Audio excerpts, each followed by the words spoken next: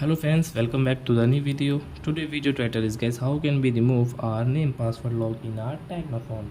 As you want to remove, you want to delete, you want to off this password, so guys you can.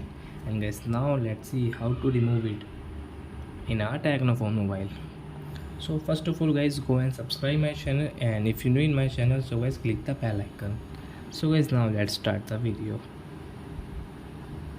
First of all guys, open your phone setting, and second guys, click on your security setting. So guys, tap here, then guys click on your screen lock setting, and guys click enter your name password which you have now. Guys click on this on option, and guys you can see this remove and remove it. So guys, now let's see. Friends, you can see there is no any password in your Tecno phone. So I hope friends you have understood how to remove name password in our Tecno phone. So that's it guys, thanks for watching. Now we will meet on next video with new topic. Before going guys, please go and like my video, subscribe my channel. Bye bye friends.